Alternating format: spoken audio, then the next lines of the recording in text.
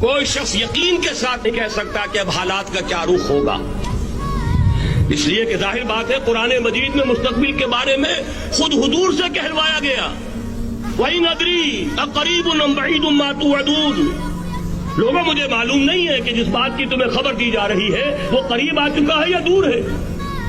وَإِنْ أَدْرِي لَعَلَّهُ فِتْنَةٌ لَكُمْ وَمَتَاعٌ إِلَىٰ حِينٍ۔ اور میں نہیں جانتا، ہو سکتا ہے اللہ کچھ اور مہلت دے دے تمہیں، اور کچھ اور آزمائش جو ہے اس کے لیے تمہارے لیے کوئی اور مہلت عطا فرما دے، ہو سکتا ہے۔ تو میں بھی کسی دعوے سے نہیں کہہ رہا، لیکن دو امکانات ہیں۔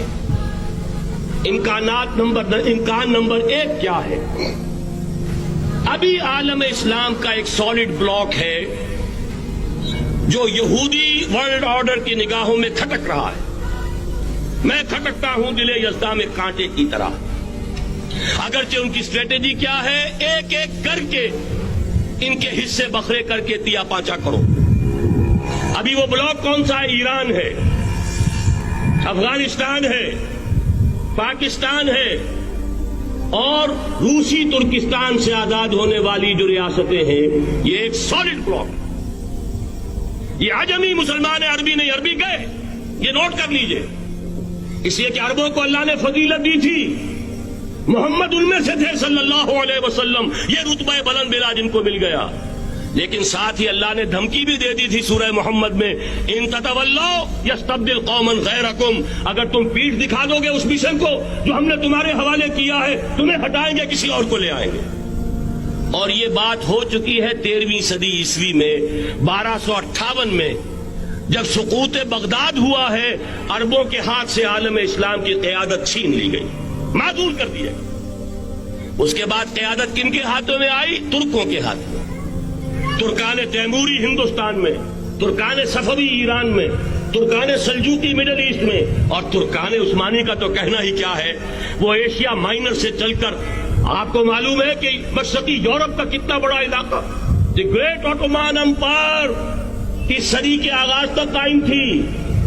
اس صدی میں عجیب عجیب معجزے ہوئے ہیں۔ گریٹ آٹومان امپائر جو 3 بر اعظموں پر محیط، نام و نشان ختم۔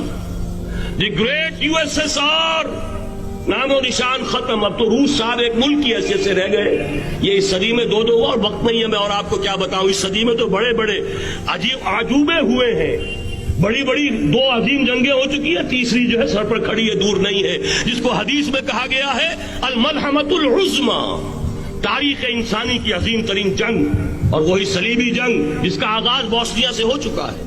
بہرحال اس وقت جو میں کہہ رہا تھا، ورنہ میرے پاس تو یعنی یہ کہ درد دل کہنے کے لیے وقت نہیں ہے، مجھے اپنی بات کو محدود کرنا پڑ رہا ہے، لیکن میں اب آ رہا ہوں اصل موضوع کی طرف، کہ ایک امکان تو یہ ہے کہ اس بلاک میں اسلام کا احیاء ہو، اور اس کے لیے کچھ نویدیں بھی موجود ہیں احادیث نبویہ میں۔ وہ تو آپ نے سنا ہوگا اقبال کا شعر، میرے عرب کو آئی ٹھنڈی ہوا جہاں سے، میرا وطن وہی ہے، میرا وطن وہی ہے۔ حدیث میں آتا ہے یخرج ناس من المشرق یؤتون للمہدی، یعنی سلطان ہی، مشرق سے فوجیں نکلیں گی یہ جو کہ مہدی کی حکومت قائم کریں گی، اور یہ ہوں گے حضرت فاطمہ کی نسل ہی سے رضی اللہ تعالی عنہا، لیکن عالم عرب کے اندر پھر ایک طاقت بن کر ابھریں گے، باطل کی قوتوں کے خلاف جہاد کریں گے، لیکن ان کو مدد آئے گی 2 طرف سے، ایک زمینی مدد آئے گی مشرق سے، ایک آسمانی مدد آئے گی، عیسیٰ ابن مریم کا نزول، حضرت مسیح علیہ الصلوۃ والسلام جو زندہ آسمان پر اٹھائے گئے تھے نازل ہوں گے، اور در حقیقت ان 2 مددوں کے نتیجے میں پھر یہود کا قلع قمع ہوگا، اور یہی گریٹر اسرائیل ان کا گریٹر گریو یارڈ بن کر رہے گا، عظیم تر قبرستان بن کر رہے گا۔ اس کی بڑی واضح حدیثیں موجود ہیں، اس کی بڑی تفصیلی خبریں موجود ہیں، یہ احادیث کی کتب کے اندر، بدقسمتی سے ہماری اس کی طرف توجہ نہیں۔